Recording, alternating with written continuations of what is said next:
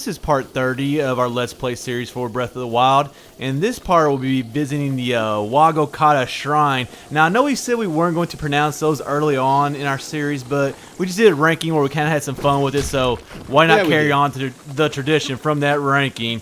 And then we'll also go to the Riverside Stable and we'll do some business with Beedle. Now, I've mentioned a lot throughout our walkthrough how much I enjoyed going through the forests and like things like that. Not only for the items, but I also thought there were some of the more beautiful areas in the game. But man, I end up accidentally climbing trees just so often, and it really never stops throughout this entire game. I mean, you're going to see it happen quite a bit throughout this entire walkthrough. It's just one of those little annoyances in the game where if you're just running around, the auto climbing of the trees just really got old to me. I don't understand Nintendo because they made horses not run into trees, so why they didn't make Link? I guess they think we're smarter than that, because I had the same issue myself. Like, when you're running around and like, he actually runs kind of fast. I mean, not too fast, but I had the same problem throughout where I kept on running into up trees. But then, like, also, I found myself, and I'm sure we said 100 times, but I've kind of stepped away from this game and, like, coming back to it. I'm starting to appreciate the beauty. Again, I guess you could say not more, just again. And once again, the water looks beautiful. But one thing that's, like, really confusing is not confusing, but the flow. Like, that flow of the current is fast. It really is, and that's something, I mean, we already have very little stamina at this point in the game to begin with. But anytime you get in that water and it just starts like immediately sweeping you away, I was really surprised just by how strong that current was. And if you're not going the direction that current is flowing, then you're basically not going to make any headway. I mean, even using the dash or later on even with the Zora armor that lets you swim a little faster, it's not going to... It's going to be really tough to go against that current, is what I'm trying to spit out. Well, the thing is, like, I've had a hard time myself so far to start off. We took a little bit of a break. We did some rankings, so we always come back to this. It's kind of just a different animal that we got to tackle. But anyways, not all the currents, I believe, are that quick throughout the game. I think that's just kind of like, that seems to be a longer river maybe, so perhaps that has something to do with it, because you and I grew up on the Ohio River way back in the day, and I kind of remember always going back to that, like where the eye level, wouldn't be sea level, right against the water, right up to the water is what I'm trying to say, and the current was always faster than I always thought it would be, so not really surprising because that is a larger river, I think, in the game. I think so too, and also like when you get into lakes and stuff, it's less of an issue because it's just a big, more still body of water.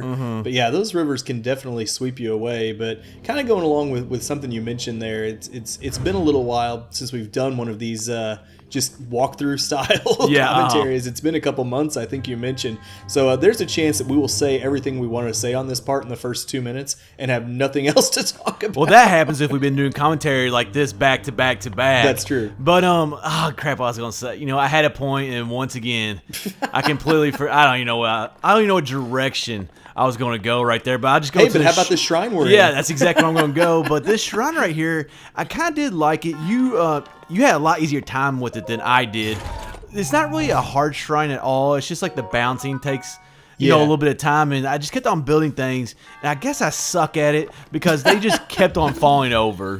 Hey, you're not an architect, it's okay, or an engineer or anything like that. But it wasn't a difficult shrine, but I actually had a lot of fun with it. Just the concept of using magnesis to get these blocks moved around and to like build stuff with it. To me, it was just a lot of fun doing that. And like I said, it wasn't overly difficult. I mean, sometimes you can struggle with getting the balance right, but it was just a creative use of magnesis, and I think this early in the game, well, okay, it could be early in the game. You may have played it, someone else may have played it an entirely different way.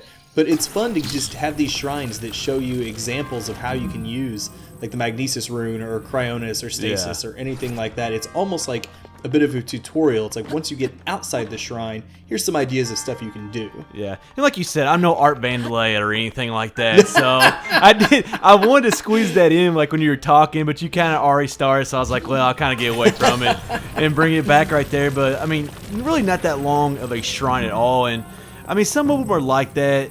We just did our shrine ranking, so be sure to check that out. We'll go ahead and do a little plug for that. But it seemed like in that ranking, we ended up liking a lot of the longer ones. There were also some short ones, but for the most part, they were longer. And this right here, just really not a long shrine, not much to it. Like I said, more just a balancing act really than a puzzle. And I think it didn't make it very high on either one of our lists, even though it's still an alright shrine. Yeah, I don't think it did either, but just, I mean, like I said though, just the fun of kind of building stuff with the magnesis and these metal blocks, especially here at the end when you're stacking up the blocks and then you're gonna put this grate or platform or whatever you want to call it to actually get you to the end of the shrine. It was just something that was a little different and a little bit fun. You know, like I said, just building stuff. You know, I played with Legos my entire life. Even okay, not my entire life, not so much the last few years. Yeah. Okay, maybe a little bit the last few years. You were probably drinking if you were doing that. But so to me, like anytime you're building and like these blocks and everything like that, it definitely reminds me of a childhood of playing a lot of Legos. So that this shrine had some appeal to me just from that standpoint. Well, unlike Legos, it'd been a lot easier for me if they would snap together because I mean I could have really used that ability. Like that'd been that whole Zelda physics, how they don't make sense. Like one block would be way off the other one, but yeah, if they snap together like Legos. Oh, I would love this shrine a lot more because, like I said, I kept on building them, and I kept on having issues with that middle block. Like I get just a little bit too out of position, and like it would stand up, and then as soon as I started climbing, it would always fall down. And I spent a lot more time in this shrine than I originally thought I was going to. Well, and if you actually saw there at the end when I dropped that last platform to make the ramp, I barely got it on the corner of that grate. I was surprised that when I stepped on it, that it didn't tip over to one side or the other or fall off the edge. So I got a little lucky, I think, when I dropped it and managed to get it to stick just right on the corner of the platform. So, I mean, that really was the only challenge necessarily in this shrine. It's like it wasn't difficult. There wasn't combat, nothing like that. Just using common sense and then using the physics of the game to make sure you got to the end. So not a difficult one, but just kind of a fun concept. Red, I wish you could have saw me the first time I tried to get the distance right on that, I guess that long platform. Like I put the 3 blocks up, like put that long platform over it, and dude, it was like 20 feet. It had to be like 20 feet I was off, and I was just like, oh, okay. Gotta get a lot closer. And then I ended up making it too close, and so... Like, you said there say it wasn't that difficult. I kind of said that, but the more and more I think about me playing this shrine, or that shrine, way back in the day, I remember actually struggling with it more and more than I originally recalled.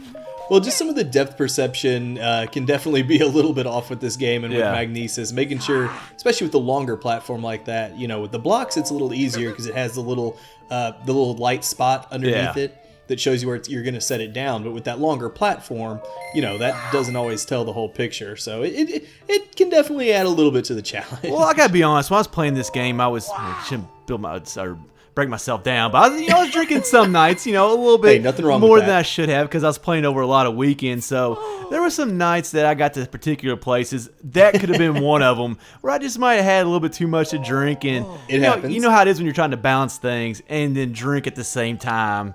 It just doesn't It's hard mix. enough in real life, much less in video games. And I wasn't going to stop drinking, so I just figured I'd sacrifice on the balancing issue. Now, there is a little touch here. I mean, all throughout this game, I talk to Beedle just about every opportunity I get, mostly to either sell stuff or to buy arrows, because I feel like I'm always short of arrows.